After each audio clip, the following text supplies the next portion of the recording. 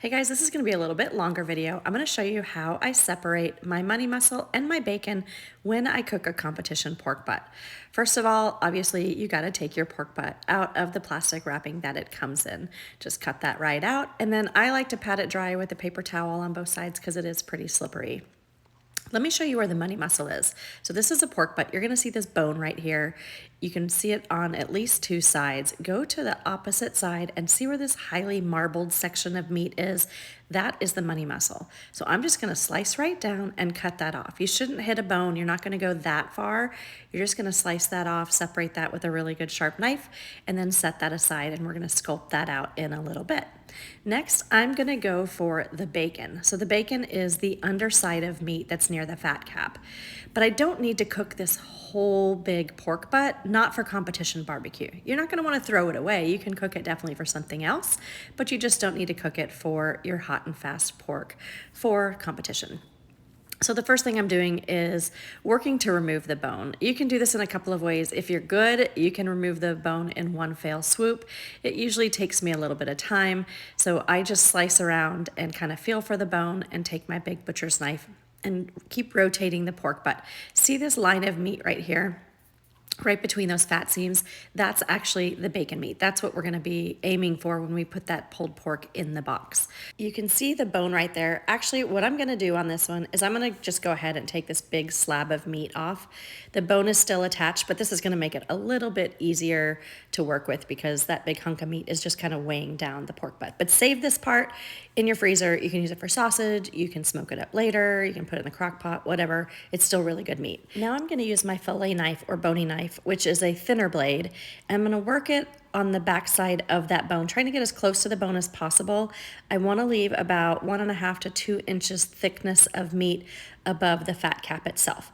This is kind of the hard part because it's not like a straight bone. It's kind of got some curves to it, and there's a knob that gets actually really close to the fat cap that you've got to work your way under to get it fully disconnected. You can see here I'm getting really close, and then once you do get past that little knob, then you can just slice it right off. With this bone, you can save that. You can put it in a soup pot, put it in your collard greens. It too is really good meat. You can also smoke it if you want to have that smoke flavor on the meat before you put it in a pot of beans. Now I'm just going to trim up this fat cap where the bacon is. I don't need this horn meat right here. And so now I'm just going to kind of trim up the edges so that it's nice and clean. Anything jagged is just going to kind of go away. I'm going to shape it just a little bit so that I can fit it on the smoker because I usually do 3 to 4 pork butts. And this way I can fit 4 bacon pieces in there and I can fit 4 money muscle pieces in there. This is looking really good. I do see that it's kind of thick right here, so I'm just gonna kind of fillet it, the top part off just to kind of even it out just a little bit. All right, I think after a couple more trims, we are ready to move on to sculpting the money muscle. So this is the money muscle that we cut off at the very beginning. The first thing I'm gonna do is kind of shave off the sides of it because these sides just have kind of that layer of fat, and you don't want that. You don't need that when you're cooking the money muscle. Then everything else comes down to just moving any other big, obvious hard fat. You can see all this hard fat on the side here. Again, just gonna work in kind of small cuts and small batches, removing that fat. You're gonna wanna change the angle of your knife depending on how the fat is. Again, I like to use this big butcher knife, but you can also use a fillet knife or a boning knife. Both of those work fine. You do wanna have a straight blade and you wanna have it sharp. That'll just make slicing this up a lot easier. If you get any frayed edges like that, just go ahead and snip those off too. Then I just kind of feel around, kind of even it up. Main thing is I'm trying to make all my money muscles similar in size because you have to put 6 slices in the box or 6 servings in the box. And so you may not get 6 full pieces out of one money muscle. You may use 2 or 3 money muscles. So if they're all shaped the same size, same kind of diameter and circumference, then you can take like 3 or 4 pieces from multiple money muscles.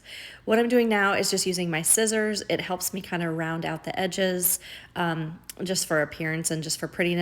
And it also helps prevent fraying when you go to slice your money muscle a little bit later. Just kind of makes it aerodynamic, I guess.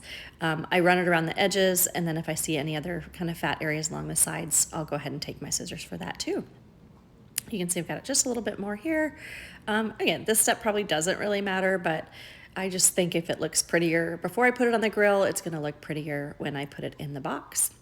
And that's pretty much it. That money muscle looks awesome. I'm really happy with the marbling. I'm really happy with the shape. Everything's looking good. And it's time for me to put these in cryovac so that I can then take them to the competition. You can't season your meat before competition. You can trim it though. So if you have it all trimmed up and ready to go, then you can go ahead and smoke it when you're at the comp.